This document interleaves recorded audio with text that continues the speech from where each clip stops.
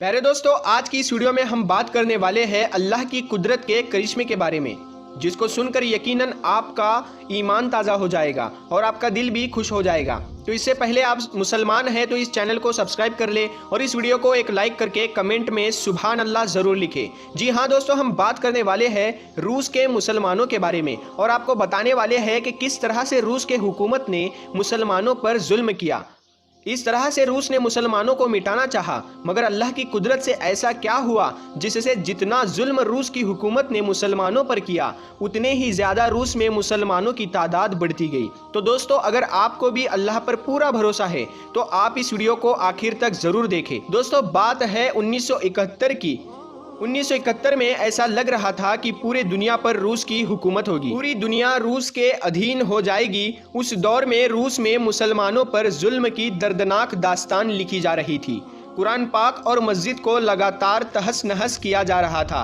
खुदा का नाम लेना भी जुर्म साबित करार दिया जा रहा था। मदरसे बंद कर दिए गए थे, पहले से बनी हुई मस्जिदों को तबाह कर दिया गया था या फिर उनको डांस बार या दफ्तर की शक्ल दी गई थी। दोस्तों, 1970 से पहले रूस में 15,000 मस्जिदें थी, मगर उस दौर में वहाँ की हुकूमत इस्लाम और इस्लाम के मानने वाले को लगातार ख़त्म करने में लगी हुई थी।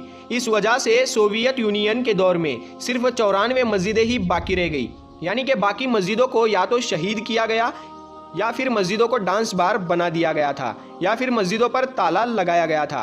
दोस्तों, उस वक्त रूस में अजान की आवाज़ देना मानो की मौत को आवाज़ देना जैसा था।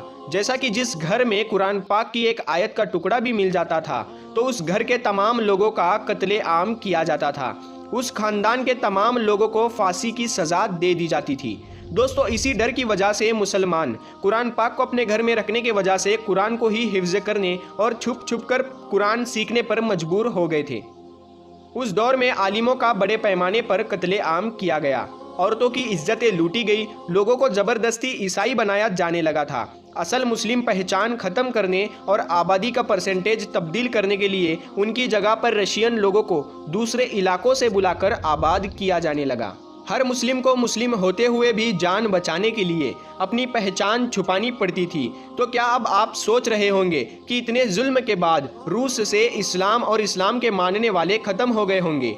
दोस्तों, हम आपको बता दें कि इतना जुल्म सहने के बाद शायद ही दुनिया में कोई दूसरी कौम होगी जो दोबारा खड़ी हो सके। लेकिन कहा जाता है कि इस्लाम वो पौधा है जिसको जितना काटोगे वो उतना ही फूलता फलता जाएगा, वो उतना ही ज़्यादा हरा होगा। और आज इसी बात का गवाह बनी है रूस की बड़ी बड़ी और खूबसूरत मस्जिदें। और दोस्तों, आज रूस में मस्जिदों की खूबसूरती बताती है कि रूस ने भी ये मान लिया है कि इस्लाम को ख़त्म करके नहीं बल्कि इस्लाम को गले लगाकर ही तरक्की को आगे बढ़ाया जा सकता है। दोस्तों, जो रूस कभी इस्लाम को पूरी तरह से ख़त्म करना चाहता था, वहाँ पर अल्लाह की कुदरत और करिश्मे की वजह से रूस की सरजमीन पर तकरीबन 8,000 मस्जिदें आज मौजूद है। दोस्तों, रूस की राजधानी मॉस्को में दुनिया की 4 खूबसूरत मस्जिदें हैं। ईद के मौके पर सिर्फ मॉस्को के मस्जिदों में नमाजियों की तादाद 3,20,000 से ज़्यादा होती है। रूस के मुफ्ती कौंसिल के अध्यक्ष सरावेल एनोद्दीन कह चुके हैं कि ईद की नमाजों में शिरकत करने वालों की तादाद हर साल दर साल के मुकाबले बढ़ रही है और आने वाले 15 साल बाद रूस की आबादी का 30% हिस्सा मुसलमानों का होगा। सुभान अल्लाह। और दोस्तों, मौजूदा समय में रूस में मुस्लिम आबादी 2,45,00,000 के करीब पहुंच चुकी है। और दोस्तों, हम आपको इसके अलावा रूस का एक और वाकया बताते हैं जिसको सुनकर आप यकीनन कमेंट में सुभान अल्लाह ज़रूर लिखोगे। बेशक कुरान पाक अल्लाह की तरफ से इंसानों की हिदायत के लिए भेजा गया एक नायाब तोहफ़ा है। अल्लाह पाक कुरान पाक में फरमाता है कि बेशक हमने कुरान पाक को नाजिल किया है, बेशक हम खुद इसकी हिफाजत करने वाले हैं। अल्लाह ने अपना ये वादा रूस में सच में साबित कर दिया है। दोस्तों, ये वाकया 1973 का है, जब रशिया में कम्युनिज़्म का राज था।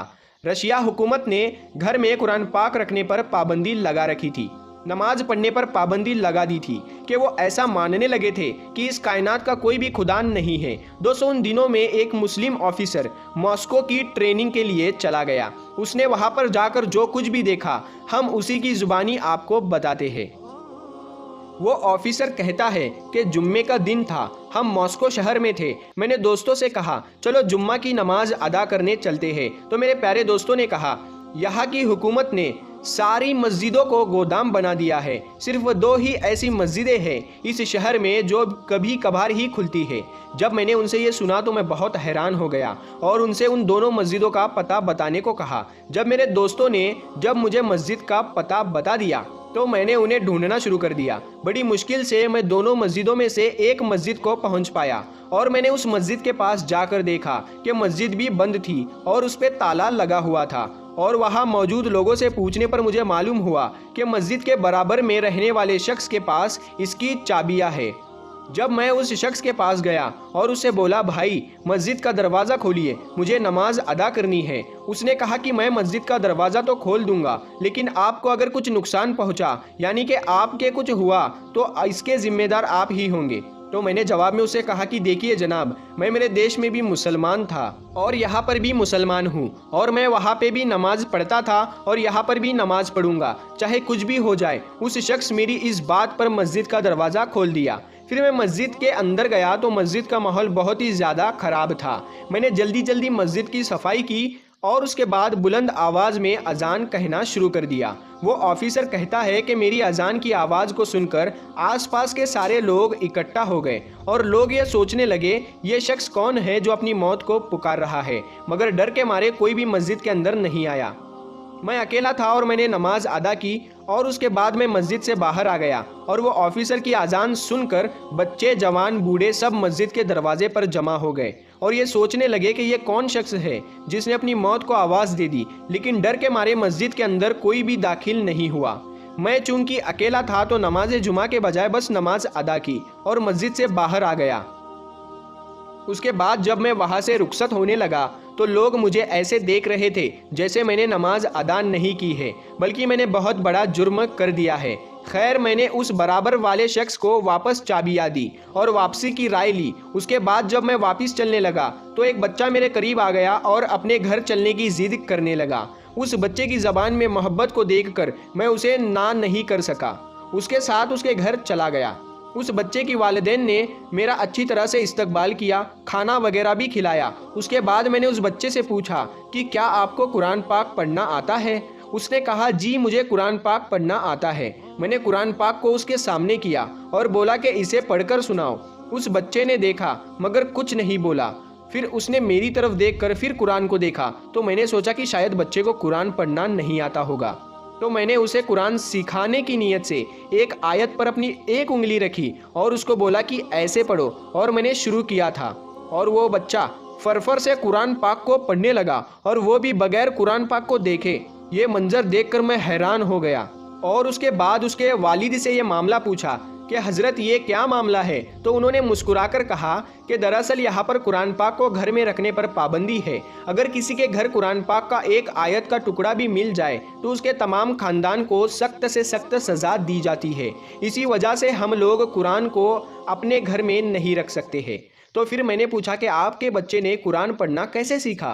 तो मेरी इस हैरत पर उन्होंने जवाब दिया, यहाँ हमारे आसपास बहुत से कुरान हाफिज़ हैं, बस हम अपने बच्चों को वहाँ पर उनके पास भेज देते हैं और वो इनको कुरान ज़ुबानी सिखाते हैं और फिर एक वक्त ऐसा आता है कि हमारे बच्चे भी कुरान हाफिज़ बन जाते हैं।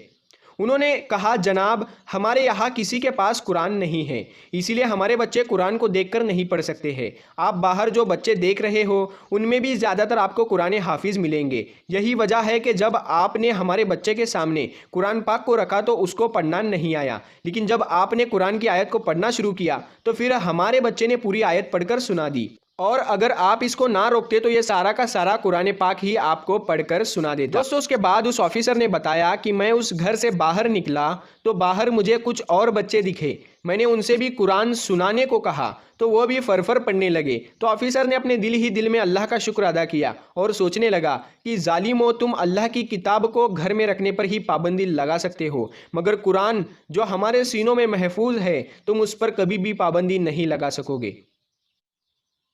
दोस्तों, ये देखकर मुझे अल्लाह का वो वादा याद आ गया जिसमें अल्लाह ने इरशाद फरमाया कि बेशक कुरान को हमने नाजिल किया है और बेशक हम ही इसकी हिफाजत करने वाले हैं। आपको वीडियो अच्छा लगा हो तो कमेंट में अल्लाहू अकबर या सुभान अल्लाह लिखकर अपने दोस्तों में ज़रूर शेयर कर दीजिए। मिलते हैं फिर एक नई वीडियो के साथ, तब तक के लिए अस्सलामु अलैकुम, अल्लाह हाफिज़।